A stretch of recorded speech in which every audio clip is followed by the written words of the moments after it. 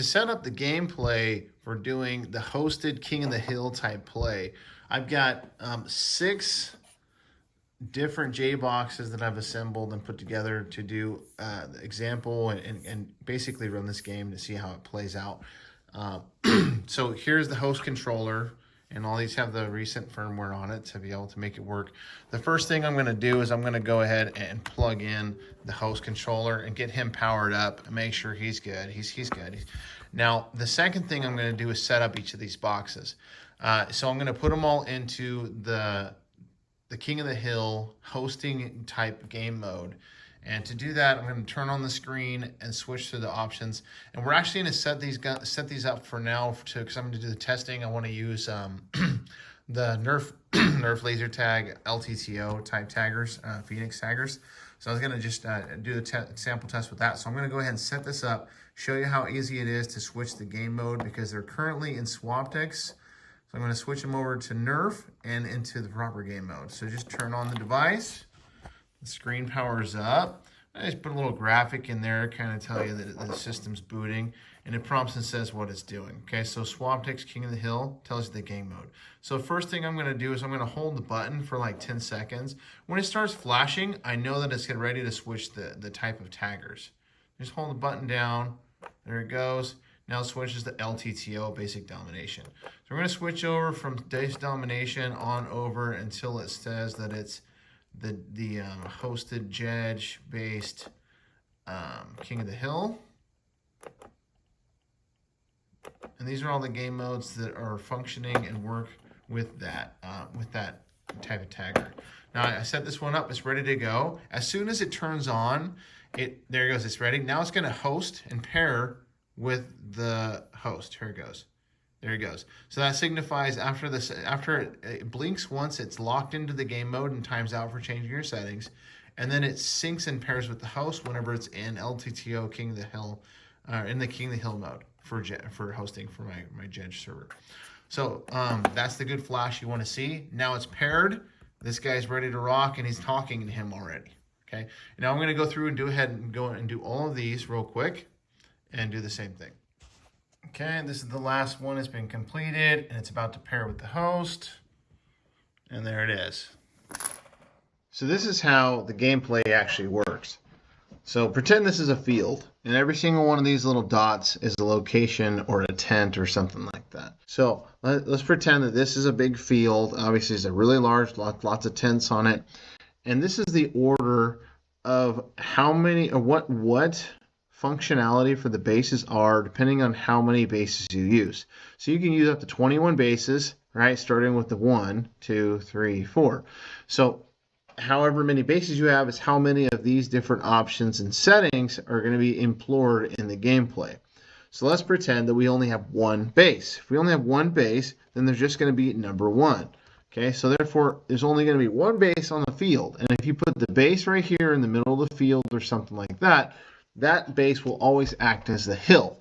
Okay, so this is going to be the hill where you capture and do the functionality for the gameplay and to score points.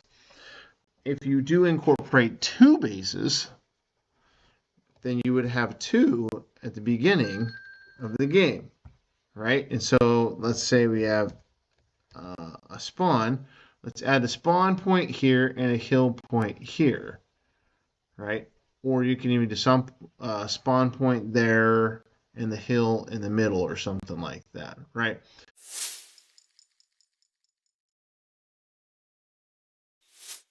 Okay, now if they play this way, after the first point is awarded and one person captures the hill or one team captures the hill and dominates it for the period of time required, then those will then switch at the next round. So the game continues in play, but as soon as the point is awarded, they switch roles, and the new location becomes here for the hill and there for the spawn.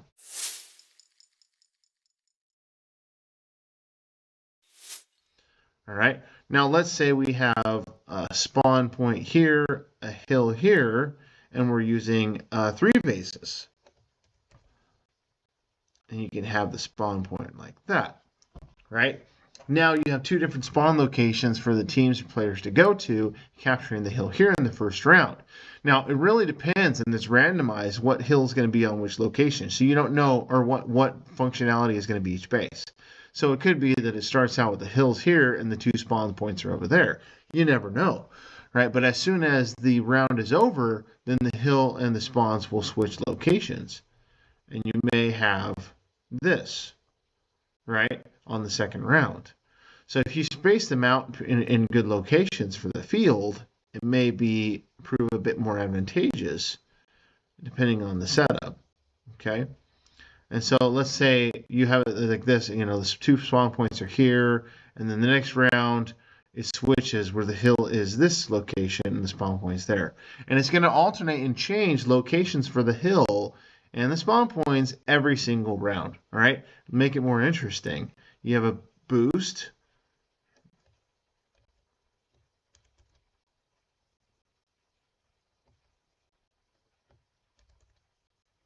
You have a health station, and you have the mystery station. The mystery station is just, again, if I haven't explained it already, mystery station is just a hostile base that looks like it's a boost base. Because the boost base gives you significant advantage in the game if you're playing with the Swaptics laser tag guns. You can upgrade your weapon skin significantly or get a temporary shield where you're invulnerable to hits for 20 seconds. Which makes you pretty darn powerful.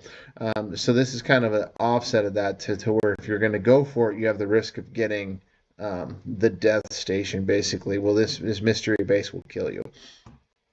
All right, so we're going to space these kind of out for the gameplay, right? I think that's fine. And so we're going to start the game like this. So you have a boost station in the corner, spawn, health area, and you really don't know what you're going to get because the bases are randomly assigned, even in the first round. So you're like, okay, cool. Here are my base layouts for the first round. And after the team captures this hill, one of the teams captures this hill, dominates it for the first bit, right? Then they're all going to switch again, right? And this could be going here. This could be going here. This could be going over here, right? And these can be swapping. And you just don't know what they're going to switch to, but they will most likely not be the same base they were last time. And every single round of play, after somebody scores a point on the hill and captures it for a period of time, for the 45 seconds required, they all automatically change locations. Okay, now on my phone, I'm going to click on the Swapstick scoreboard to connect to the hosting device. Right, once that's paired, which is in process, looks like it's paired already, I'm going to go on and go into the web server, 192 JBox, and here's the game host and the game configuration settings and the scoreboard. Okay, now there's current settings that are already saved that are from my last previous game I ran on this host.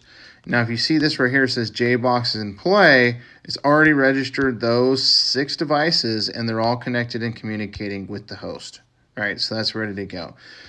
So we're going to go ahead, and I'm going to go into the settings and change the objectives to make this a time-based game for 5 minutes. Well, first of all, I'm going to go and spread out the bases and put them in several locations throughout my office here. All right, we're going to just go and spread these guys out and put them where they need to go. Put one here. One here. One there.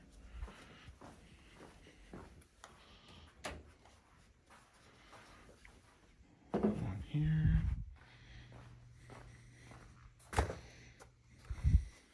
And last one here. Okay. All right, now that we're done, we're going to go and use our application to start the game and grab a tagger. All right, we're ready to go. All I have to do is go and click the start button to start the game. And go and check out our bases, all right? We're going to walk around and see the status on each of these bases and see what their modes are, right? So right here, we've got this blue base, which is a medic station. So if you need to get healed, right, this would give you the perk that you need to get some additional health. Okay, and in order to activate it, all you would have to do is just shoot the base, and it would send back the infrared tag for you to be able to receive it. Now this is a lot of the features on this are hosted features, and so this is just a general tagger. It's not in a hosted mode, but it would submit the infrared tags that you need for those type of things. Okay, stat boost, right? All right, this one changed into a respawn. This one shows as another stat boost. So this one or the other stat boost is going to be the hostile base, right? The random base. You don't know which one's which until you actually try it. Maybe one player takes a chance on it and the other ones die, basically. This one says King of the Hill, right? And it's white glowing, so you know this is the one to capture. We've got another respawn station. Okay, so we're going to go ahead and capture this base, right? So I shot it with the tagger. It changes the team color. Yellow is for team 2 on this. Now, it requires you to capture it. So it starts flashing to make sure that somebody's maintaining the base location at all times. So in case you die at a base, right, and no one's there to recapture the base, it'll go back to stagnant mode and it won't be captured anymore. So if I let the timer run out and I don't shoot the base, it goes back to white and nobody has possession. But I went ahead and captured it again, right? Now let the time run out and it's going to award a point to the host and all the bases will change again. There it goes. It's been captured. And now this automatically changed to a respawn station. This guy's turned into a stat. Looks like a respawn, right? That looks like a medic station because it's blue. Looks like our King of the Hills right there, right? So here's a guy, solid white, ready to be. So then this one would be the question mark whether it's a stat boost or a hostile base. Now let's go ahead and check the score real quick. Server checking the score and the status. Shows I have 12 seconds left in the gameplay. 9 seconds, it's almost done. If I drop down the scoreboard, I can see that yellow team scored 5 points, right? So, and I think it's defaulted when you're not doing hosted mode that it assigns a player ID of 1. But yeah, yellow team scored 5 points. If there's other teams scoring, they would populate on the scoreboard here to keep track of what the status is. All right, now since the game's over, I should be able to check all the devices, which I'm going to do. I'm going to walk over to check our bases, and they should be in standby waiting for the next game to start, and they are. Right, so they're just sitting there, and it just says on the screen, King of the Hill, Jedge, waiting for the next game.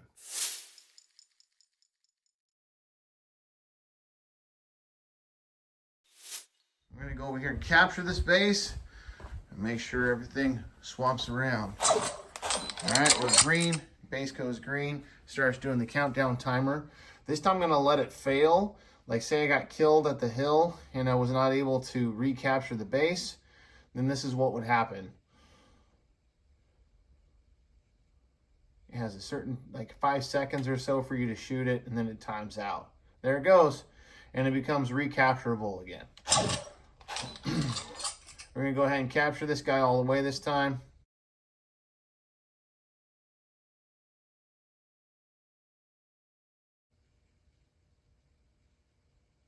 There we go. Now they've been relocated. All right, let's go and find some of our functional bases for testing. Health boost. So if I shoot him and I have low health, I'll get an extra health boost. But I'm already full health, so it's not going to work for him. Okay. Oh, I found the hill. Right, there's the hill. So let's see what we're going to get out of this guy. All right, we got a shield. Okay. So the shield duration lasts about 20 seconds. Can't take any damage. Yep. Boom! Right at the time my shield went away, I shot this base, which is the rando, which it says is a stat boost, but you never know what you're gonna get, right? So we knew we had a spawn station right here. Just stand in front of this, and we get respawn. Now let's go capture the hill so we can get a and then everything will change locations again. So 5, 4, 3, 2, 1, and we should get a point awarded, and everything changes the spots. We've got a respawn station here now. We've got stat boost. Oh, it wasn't a stat boost. What have we got over here? Looks like that's the hill. Oh, no, that's the respawn. Here we go. Respawn. Woohoo! Each and every point scored, everybody has to relearn and communicate with their team where everything's at, right? Makes it interesting and challenging to keep things kind of moving forward. There's our boost station for health. And there's our hill. Around by the reception desk is probably the stat boost. Yeah, maybe it's a stat boost. And it just changed because I've got to order the point. Now it just changed into a medic station. Oh, I got tagged. I better respawn before it's too late. There we go. Oh, game over. You saw a flash. All right, the 10-minute timer I set this game to just ended, and all of the host bases went dark. Okay, I'm back over at the host now. I'm going to check my score. And so green team scored 4 bases basically and acquired 20 points for the game. And you can see what player my tagger was. My player ID is number 11 for that tagger. And yeah, it's worked pretty slick, pretty smooth.